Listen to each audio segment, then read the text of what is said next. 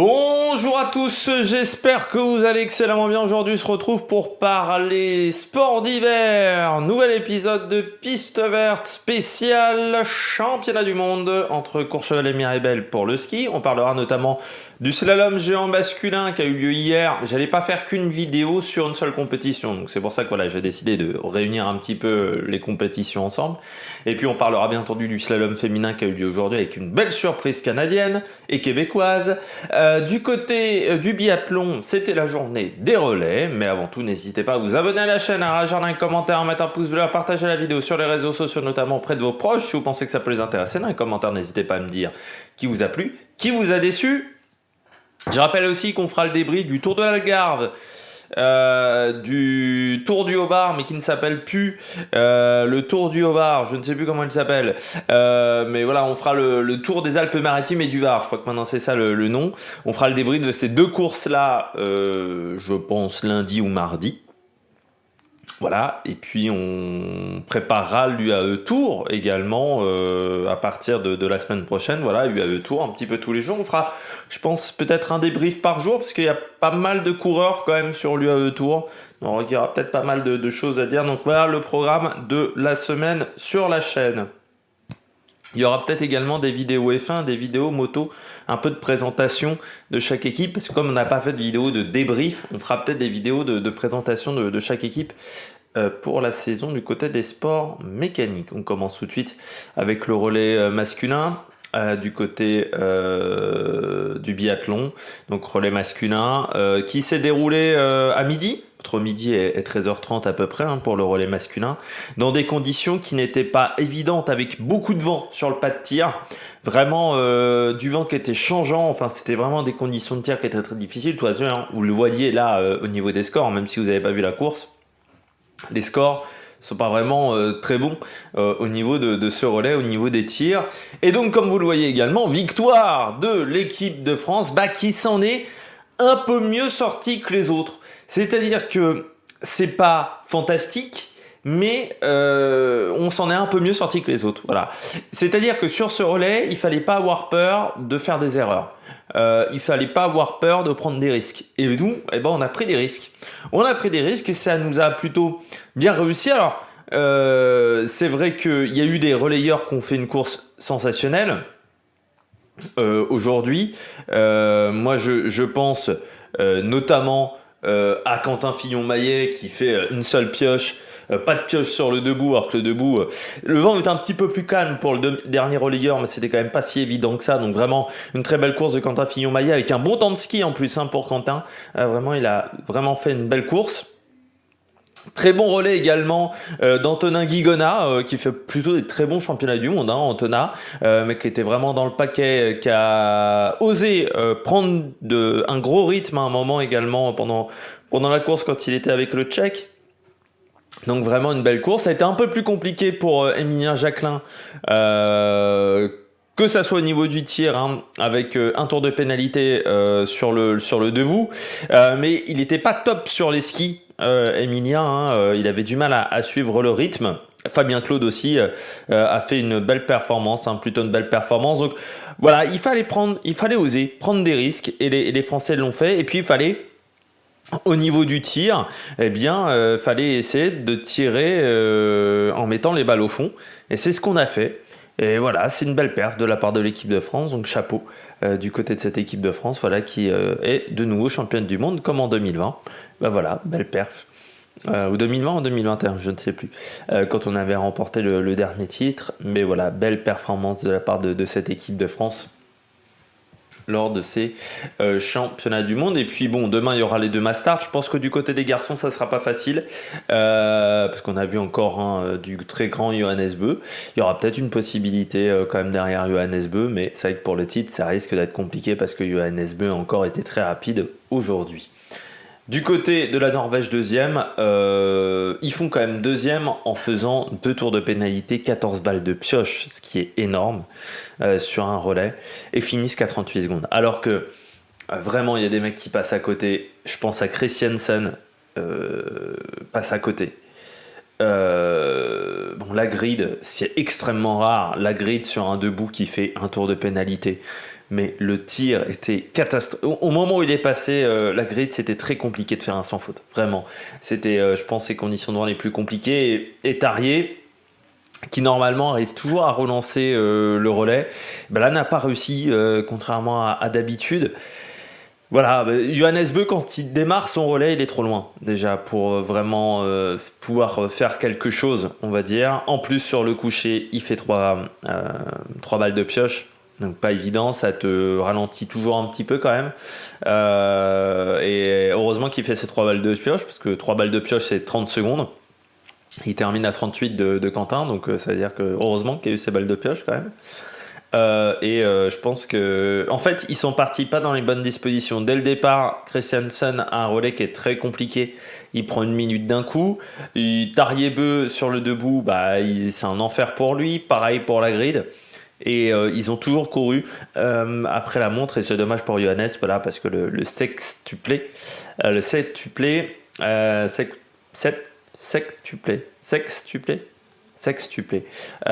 sera pas possible, ce qui est dommage. Il reste toujours le grand chelem du côté des épreuves individuelles avec demain la Mastart. Vu comment il était rapide, ça peut être vraiment bien. La Suède, troisième. À un moment, j'ai cru que ça serait très compliqué pour la Suède parce que Ponsi Luoma, déjà Pepe Femling, relais horrible de Pepe Femling, vraiment, il passe à côté de son relais, surtout sur le debout. Mais déjà il était déjà loin avant le debout en temps de ski, donc c'est vraiment pas facile pour Pepe Femling. Ensuite, on a Martin Ponsiluoma, mais qui sur les skis n'allait pas vite encore, un peu comme d'habitude. Et puis Jesper Nelin, il fait un beau retour. 2 balles de pioche seulement, il les remet complètement dans le match. C'est-à-dire que Martin Ponsiluoma, je crois qu'à un moment ils sont 13e ou un truc comme ça. Et Jesper Nelin, quand il ressort, ils sont 3. Enfin voilà, vraiment très belle perf. Et puis Samuelsson, il fait le job pour conclure la course. Bon, voilà, après il peut pas suivre le temps de Johannes Beu, mais il a fait une belle course. Et c'est dommage pour les Tchèques parce qu'ils faisaient une bonne course vraiment au tout début, les Tchèques. Et puis Mareček, le dernier relayeur, qui s'est complètement raté avec deux tours de pénalité, alors que ils étaient vraiment dans le match pour la médaille. C'est dommage pour les Tchèques qui passent à côté, et puis les Allemands 5e mais qui n'ont jamais été dans le match. 5 tours de pénalité pour 8 balles de pioche pour les Allemands. Donc ça fait beaucoup trop, comme les Suisses qui prennent la 6e place avec un relais. Alors c'est bien Jérémy Finello parce qu'il va vite sur les skis. Par contre, 4 tours de pénalité, ça leur a plombé la course aux Suisses, pardon.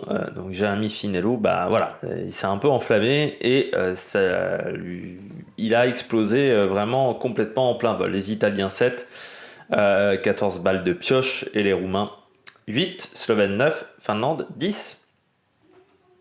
Du côté de ce relais, la Belgique, elle a fini 19e. Du côté du relais féminin, victoire de l'Italie. Alors autant le relais féminin était un peu plus facile au niveau du tir, mais c'était quand même pas si évident que ça. Il y avait encore pas mal de vent. Donc autant vous dire que l'Italie qui ne fait que 2 balles de pioche, chapeau de la part des Italiennes. Et avec... Alors, moi je trouve qu'Orenthaler a fait un super relais. Anna Orenthaler a fait un super relais. Vraiment, une seule balle de pioche. Et pourtant, elle est face à du lourd, en face d'elle, à côté d'elle. Orenthaler, Komola, pareil, parce qu'il y avait pas mal de très bonnes relayeuses chez les filles et elles s'en sortent extrêmement bien. Et puis, Dorothea Virer a fait une balle de pioche. En fait, elle a bien caché son jeu, Virer, parce qu'elle a fait les 2 premiers tours un peu en dedans. Elle avait un problème, je pense. Elle n'avait pas un très bon fart parce que je trouve que dans les descentes, vraiment, elle perdait beaucoup de temps. Certains ont dit qu'elle faisait les descentes debout. Moi, je trouve quand même qu'il devait y avoir un problème de fart dans les descentes où elle prenait pas de risque dans la descente, mais ça allait vraiment pas vite dans la descente pour Dorothea Virer. Et puis Vitozzi, festival Vitozzi sans faute.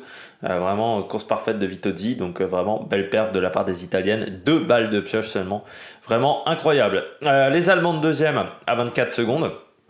Enfin, 25 secondes même quasiment. 6 balles de pioche, c'est un très bon relais aussi. 6 balles de pioche, c'est un relais qui... Il y a des équipes qui ont été championnes du monde avec des 8 balles de pioche, 9 balles de pioche. Donc 6 balles de pioche, c'est vraiment un bon relais aussi. Elles sont juste tombées face à plus fort qu'elles. Vraiment, les Italiennes ont été plus fortes. Denise Herrmann a rien pu faire. Voilà, il y avait vraiment une fille qui était plus forte. Et puis je pense que dans le relais allemand, Kebinger était quand même pas très rapide sur les skis. Vanessa Voigt, elle a fait un très bon relais parce que j'avais un peu peur. Elle a quand même eu une semaine, enfin 2 semaines très compliquées, Vanessa Voigt. Schneider fait quand même le job. Denise Herrmann aussi, mais c'est plus Kebinger qui a eu du mal. Mais après, bon, ça reste une fille qui n'a pas énormément d'expérience encore, Kebinger. La Suède, relais au niveau du tir catastrophique, mais qui arrive quand même à finir troisième. À 55 secondes. 2 tours de pénalité, 11 balles de pioche. Ça a été très difficile pour les Suédoises, avec une Elvira Heuberg qui n'était pas dans le coup au niveau des skis. Une Anna Heuberg qui, elle, était très rapide. Et Lynn Persson qui a fait un très bon relais. Une Anna Magnusson qui passe à côté. Et une Elvira Heuberg qui n'était pas dedans physiquement. Elle passe à côté de ses championnats du monde, un peu malade. Et puis là, physiquement, elle n'a pas récupéré. Je ne sais pas si elle fera la Master demain parce qu'elle a fini vraiment en grande difficulté. Elvira Heuberg. Et malgré ça, la Suède finit troisième parce que la France s'est ratée. Et la France s'est ratée alors qu'on part parfaitement bien. C'est-à-dire que c'est ça qui est terrible, c'est que Lou Jean Monod, Anaïs Chevalier font quand même plutôt des relais intéressants. Lou Jean Monod, 14 secondes. C'est dommage sur le debout, il y a une balle de pioche elle fait 3 balles de pioche qui fait qu'elle est vraiment obligée de prendre son temps pour les tirer.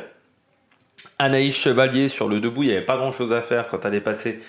Donc voilà, elle prend un tour de pénalité, mais comme elle tire rapidement, c'est pas trop un problème encore une fois de la part d'Anaïs Chevalier. Chloé Chevalier, elle fait un tir, il n'y a que 2 balles dehors sur son... Enfin, il n'y a que 2 balles de pénalité sur son tir debout. Mais alors, elle prend, je sais pas, 1 minute 30 au moins pour le faire. Enfin, le tir de Chloé Chevalier, il est extrêmement lent. Et puis Julia Simon, elle n'avait pas de jambes, Julia Simon. Parce qu'elle ne fait qu'une balle de pénalité et elle n'avait pas de jambes. Un petit peu inquiétant pour la mass start de demain. Julia Simon, peut-être un petit peu fatiguée. L'Autriche 5e, avec Lisata Reza-Hauser qui a bien fini. La Norvège 6e. 4 tours de pénalité, 13 balles de pioche, ça a été catastrophique au niveau du tir du côté des Norvégiennes. Et comment vous dire que Marthe Olsbourg-Heuseland, elle est arrivée un peu trop tard pour pouvoir régler la situation avec une Italienne, un tour de pénalité, 4 balles de pioche et surtout Tendrevold, 4 balles de pioche, 3 tours de pénalité, ce qui est énorme pour Tendrevold. Je sais pas ce qui s'est passé, vraiment. Alors le debout, encore une fois, était compliqué, mais quand même, on parle de Tendrevold, quoi. On parle pas de Jean-Claude Michu. Et puis la République tchèque 7e, la Suisse 8e, la Pologne 9e, l'Estonie 10e. Du côté de ce relais féminin avec la Finlande qui finit 13e. Alors la Finlande, il y en a une qui a perdu un ski, qui est tombée quand elle a passé son relais. Donc autant vous dire que ça a bien pourri la course. On passe au ski alpin avec le slalom géant. Il y avait, c'était hier, les garçons. Victoire pour Marco Odermatt devant Loïc Meillard. Marco Odermatt très performant. Voilà. Il n'a pas tremblé, Odermatt. Parce que il est quand même assez loin de Marco Schwartz. C'est-à-dire qu'il se tape quand même, il est à plus de 5 dixièmes de Marco Schwartz quand même à la fin de la première manche. Donc tu peux te dire, ça va être compliqué, il va peut-être avoir des doutes, la douleur au niveau du genou, ça peut peut-être passer sur une manche, est-ce que ça va passer sur 2 manches, surtout que la première manche du slalom géant, c'était de la survie. J'ai jamais vu une manche de slalom géant aussi longue de ma vie. Alors 1 minute 20, c'est le temps de certaines descentes. Vraiment, je sais pas ce qui aurait passé par la tête du côté des organisateurs. Et en plus, c'était verglacé. C'était verglacé comme on avait vu à Bormio du côté de la descente. C'était un peu du n'importe quoi, très clairement. Et c'était pas très intéressant à regarder parce que c'était de la survie. Il n'y avait pas vraiment de différentes stratégies de course. Il fallait tenter de survivre dans ce truc-là. La deuxième était un peu meilleure, mais bon, c'était quand même pas dingue. Et Marco Odermatt, il s'en est extrêmement bien sorti. Loïc Meillard, qui a un peu fait du Loïc Meillard, c'est-à-dire une première manche moyenne, mais encore une fois, quand je dis Loïc Meillard, c'est qu'il a du mal à être constant dans ses résultats, je trouve. C'est un peu ce que je lui reproche à chaque fois, Loïc Meillard. Donc la première manche, il est un peu derrière. Par contre, deuxième manche fantastique de la part de Loïc Meillard. Et puis, c'est quand même mérité pour Loïc Meillard parce que depuis le début de saison en Suisse, je dirais c'est un peu le Sturla Grid du côté du biathlon avec la Norvège. Lui, c'est un petit peu comme Sturla Grid, quoi. Avec Johannes Bö, lui, c'est avec Odermatt. Voilà, il y a un ogre qui est devant et Loïc Meillard peut pas faire grand chose. Et puis toute la saison, il tente. Quand il y a des opportunités, voilà, il essaie de pas passer à côté. Et c'est un mec qui a pas un énorme palmarès. Et là, j'espère que cette médaille d'argent, ça va lui faire du bien. Et puis Marco Schwarz, troisième, lui, il a saisi sa chance lors de la première manche. Ça a été plus compliqué lors de la deuxième. Voilà, mais il était vraiment à l'attaque, vraiment du très beau ski en première manche de la part de Marco Schwarz. Les Autrichiens qui finissent quatrième avec Brennsteiner. Christophersen, cinquième. Un peu souffert en deuxième manche, Christophersen. Première manche, ça s'était un peu mieux passé. Zan Kraniec, deuxième manche, il passe complètement à côté. Lui, puis Pinturo, grosse deuxième manche de la part de Pinturo. Deuxième temps, même de la deuxième manche, juste derrière Loïc Meillard. Par contre, en première manche, il fait une énorme erreur. Ça lui coûte extrêmement cher. Philippe Zubcic, 8e, Gino Caviezel, 9. Et puis Filippo Della Vite, 10e, devant Giovanni Borsotti, River Adamus, 12. Hazer 13, Aleplandini 14 et Alexander Schmidt. C'est dommage, je m'attendais un petit peu mieux de la part d'Alexander Schmidt. 15e du côté des autres Français, Mathieu Fèvre 19e. C'est un peu comme sa saison, Mathieu Fèvre, c'est compliqué. Fini à quasiment 5 secondes. Et puis Léon Gonneau, 24e sur cette épreuve. Et Alban Elesi Canaferina. C'est dommage parce qu'il n'a pas pu accrocher les 30 premiers à la fin de la première manche, mais il finit 27e. Donc il fait quand même une deuxième manche intéressante vu qu'il l'a faite dans des conditions qui n'étaient pas faciles pour le français, donc c'est plutôt pas mal. Et puis on termine avec le slalom féminin. Du côté du slalom féminin, la surprise avec la victoire de Laurence Saint-Germain, la québécoise, qui a saisi sa chance. C'était pas un slalom, surtout en deuxième manche, c'était pas un slalom très dur. Autant le slalom géant, c'était de la survie. Autant le slalom féminin, je trouvais la deuxième manche, j'ai pas envie de dire facile, mais c'est pas le truc le plus dur qu'on ait vu de l'hiver, très clairement. La première manche, c'était un peu plus corsé. La deuxième manche, ça passait. Et Laurence Saint-Germain, elle a fait une super course, voilà, elle a su profiter, elle a su saisir sa chance. Moi, j'avais un peu peur, parce que quand on a des filles comme ça qui font des super premières manches et qui sont pas habituées à partir dans les dernières concurrentes, parfois elles se mettent une pression de dingue et elles en font trop ou elles n'en font pas assez. Soit elles en font trop et elles sortent de la piste, soit elles n'en font pas assez parce qu'elles sont tellement contentes qu'elles veulent conserver le résultat et qu'elles courent un petit peu avec le frein à main. Et Laurence Saint-Germain, on avait l'impression qu'elle s'est déjà retrouvée dans cette situation au moins 15, 20, 25 fois dans sa carrière. Et elle l'a fait avec beaucoup d'intelligence vraiment très belle course. Derrière Shiffrin, à la deuxième manche de Shiffrin, elle a été très très très compliquée. Autant en première manche, vraiment elle est tranquille. Vraiment, elle fait une première manche comme on la voit depuis le début de saison. Autant la deuxième manche, ça a été très difficile pour Shiffrin. Pas à l'aise. On a l'impression qu'elle était tout le temps à l'envers, qu'elle était jamais dans le bon timing au niveau du tracé. Elle s'est fait vraiment chahuter sur beaucoup de portes. Donc ça a été très compliqué pour Shiffrin. Lena Dourte, troisième. L'allemande. C'est logique, je dirais, parce que c'est une fille qui est souvent à la porte du podium, souvent entre 4 et 5. Voilà, c'est mérité, je pense, pour Lena Dourte. Holtmann fait une énorme deuxième manche. C'est le meilleur temps de la deuxième manche, Holtmann. Elle a trouvé des lignes assez exceptionnelles. Par contre, elle avait perdu un petit peu trop de temps au départ. Et puis Petra Vlhova, cinquième. Un peu mieux que le slalom géant, mais je crois qu'elle n'a pas trouvé la solution sur cette neige. Voilà, tout simplement. Que ça soit le slalom géant ou le slalom traditionnel, il n'a pas trouvé la solution. Aline Dagnotte, 6e. Sarah Hector, trop d'engagement à chaque fois, 7e. Lara Delamea, belle performance de l'italienne, faudra la revoir, 8e. Anna Busick, 9e. Et puis Anna Aronson Elfman, pardon, 10e. La suédoise, également une belle performance pour cette fille qui est née en 2002 et donc qui est la plus jeune du top 10. Du côté des Françaises, Nastasia Noen, c'est 15e. Marie Lémur est 16e. Deuxième manche un peu compliquée. Par contre, première manche vraiment bien de la part de Marie Lémur. Deuxième manche très intéressante de Nastasia Noens, qui est dans les meilleurs chronos de cette deuxième manche. Et puis, du côté des autres Françaises, Chiara Pogno, 25e. Deux manches intéressantes. Elle était un peu déçue de sa deuxième manche, mais moi je trouve que c'est quand même pas mal, surtout qu'elle finit devant une fille comme Camille Rast qui n'arrête toujours pas enchaîner deux manches, très compliqué pour Camille Rast. Et puis Dorian Escan, elle a dû sortir en deuxième manche, Dorian Escan, parce que je ne l'ai pas. Voilà, oui, elle est sortie en deuxième manche. Voilà, c'est dommage pour Dorian Escan qui était en dehors du top 30 après la première manche pour la française. Et ben voilà, demain le slalom chez les garçons. Du côté du biathlon, il y aura les deux mastart. N'hésitez pas à vous abonner à la chaîne, à réagir dans les commentaires. Encore une fois, on parlera cyclisme à partir, je pense, de lundi. On aura pas mal de cyclisme. Voilà, je suis de nouveau en pleine forme. J'ai bien récupéré de mes 3-4 jours où j'étais bien malade. Et puis nous on se retrouve pour de nouvelles aventures sur la Meilleure Production. N'hésitez pas à vous abonner. Allez, ciao ciao sur la Meilleure Production.